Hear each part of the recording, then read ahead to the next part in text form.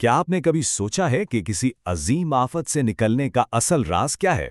आज के इस तज्जिये में हम दुनिया बचाने की एक बहुत ही एपिक कहानी को देखेंगे, लेकिन किसी आम कहानी की तरह नहीं।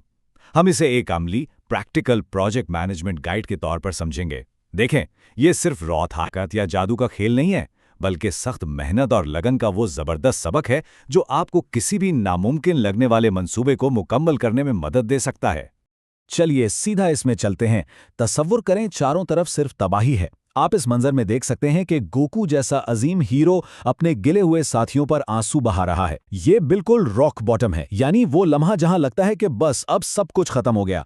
लेकिन दिलचस्प बात यह है कि यही वो पॉइंट है जहां से उठकर वेजिटा के साथ मजबूती से खड़ा होना, असल अज़्म और हिम्मत की शुरुआत होती है। जैसा कि ये कोट कहता है, असली हिम्मत वहां शुरू होती है जब सब कुछ खत्म हो जाए। ये बात बहुत गहरी है। अक्सर हमारी जिंदगी के सबसे मुश्किल चैलेंजेस या बहुत बड़े प्रोजेक्ट्स बिल्कुल ऐसे ही नाकामी की फीलिंग से शुरू होते हैं, और यही वो वक्त होता है जब किस्मत का इंतजार करने के बजाय मुसलसल और सख्त मेहनत की जरूरत पड़ती है। तो इस सब को टैकल करने के लिए हमारा आज का रोड मैप या ट्रेनिंग मैनुअल कुछ यूं होगा।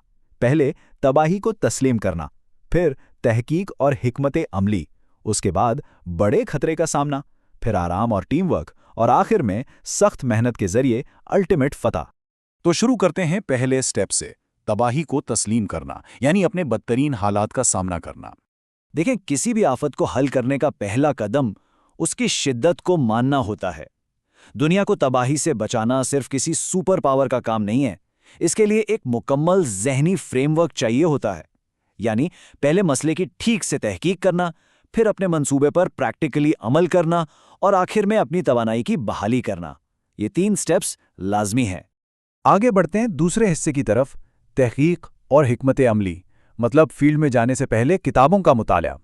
अब जो चीज़ यहाँ सबसे दिलचस्प है वो ये कि कायनात के सबसे ताकतवर जोड़ू भी सिर्फ अपनी जिस्मानी ताकत पर इन्हिसार नहीं कर रहे। आप इन्हें इस अंधेरी लाइब्रेरी में एक चमकते हुए कदीम स्क्रॉल को पढ़ते हुए देख सकते हैं। ये बिल्कुल वैसा ही है जैसे किसी बड़े प्रोजेक्ट के लॉन्च से पहले हम मार्केट की डेप्थ में जाकर रिसर्च करते हैं, या फिर किसी मुश्किल टेक्निकल मैनुअल को समझने की कोशिश करते हैं। इस कॉन्सेप्ट को हिकमत अमली की मेहनत कहते हैं। असल मेहनत की बुनियाद किसी मैदान जंग में नहीं, बल्कि लाइब्रेरी की इस खामोशी में रखी जाती है। फिजिकली कुछ भी करने से पहले ज़हनी तौर पर उस पेचीदा मसले को पूरी तरह समझने की शदीद कोशिश करना ही असल फाउंडेशन है। सोचने की बात है ना, अगर आप बिना किसी ठीक मंसूबे के बस अंधाधुन आग में कूद जाएंगे तो नतीजा हमेशा तबाही होगा। लेकिन इसके बरक्स, अगर आप सख्त तहकीक और मुकम्मल तैयारी के बाद कदम उठाएंगे तो आपका निशाना हमेशा ठीक लगेगा। अब आते हैं तीसरे हिस्से पर, बड़े खतरे का सामना, यानी एक्चुअल अमल का मरहला। तैयारी हो गई, अब प्रैक्टिकली फील्ड में आने का वक्त है। यहाँ आप जो ये अजीमुल जुस्सा, डरावना सा एलियन देख रहे हैं, इसे अपनी लाइफ की किसी नामुमकिन लगने वाली प्रोजेक्ट डेडलाइन या किसी बहुत बड़े स्ट्रक्चरल मसले की तरह समझें। ऐसे पहाड़ जैसे चैलेंजेस अकेले हल नहीं होते। इन्हें हराने के लिए आपको बिल्कुल इन हीरोज की तरह मिलकर, यूनाइटेड होकर और बिना रुके एग्जीक्यूशन करनी पड़ती है। चौथा हिस्सा है आराम, बहाली और टीम वर्क। ये वो देखभाल का मरहला है जिसे हम अक्सर काम की रफ्तार में भूल जाते हैं। और ये तस्वीर बेहतरीन तरीके से दिखाती है कि लगातार थका देने वाली एग्जीक्यूशन के बाद रुकना कितना जरूरी है। तारों भरी रात में आग के पास थोड़ा सा आराम, ये कोई वक्त का ज़िया नहीं है। खामोशी के ये लम्हात असल में तवानाई बहाल करने और अपने पेस को मेंटेन रखने के लिए लाजमी है। आराम किए बगैर लंबा सफ़र तय करना लिटरली नामुमकिन है। बर्नआउट यानी थकन से मुकम्मल निढाल हो जाने से बचने के लिए ये पॉइंट्स याद रखें। फौरी मसले से थोड़ा सा दूर हटना, अपना जिस्मानी और जहनी आराम यकीनी बनाना, अपने किसी भरोसेमंद पार्टनर पर रिलाय करना और अपनी ओवरऑल एफर्ट्स को स्ट्रैटेजिकली पेस करना। ये सिर्फ मशवरे नहीं हैं, बल्कि लंबा गेम खेलने और सर्वाइव करने के प्रैक्टिकल असूल हैं। चलिए आगे बढ़ते हैं और देखते हैं कि ये सब आपस में जुड़ता कैसे है। 5वां और आखिरी हिस्सा, सख्त मेहनत से दुनिया की हिफाजत।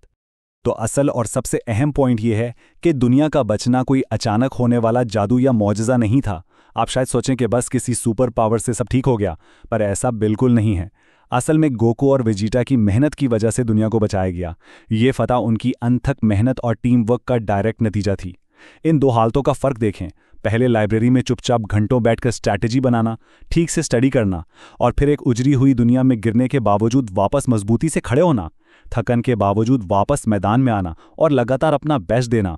यही वो सॉलिड फ्रेमवर्क और सख्त मेहनत थी जिसकी वजह से आखिरकार तबाही को हराना मुमकिन हो सका। विक्ट्री हमेशा लाइब्रेरी से लेकर मैदान तक की लगातार मेहनत से मिलती है। तो आखिर में मैं आपसे ये सवाल छोड़कर जाना चाहता हूँ, आज आपकी ज़िंदगी या करियर में ऐसा कौन सा बड़ा नामुमकिन सा लगने वाला प्रोजेक्ट है जिसे आप इस एनिमे इंस्पायर्ड प्लेबुक यानी तैयारी, टीम वर्क और मुसलसल सख्त मेहनत के उसूलों पर चलकर मुकम्मल कर सकते हैं? इस तहकीक और मेहनत के फ्रेमवर्क को अपने अगले मंसूबे में अप्लाई कीजिए, सोचिएगा ज़रूर।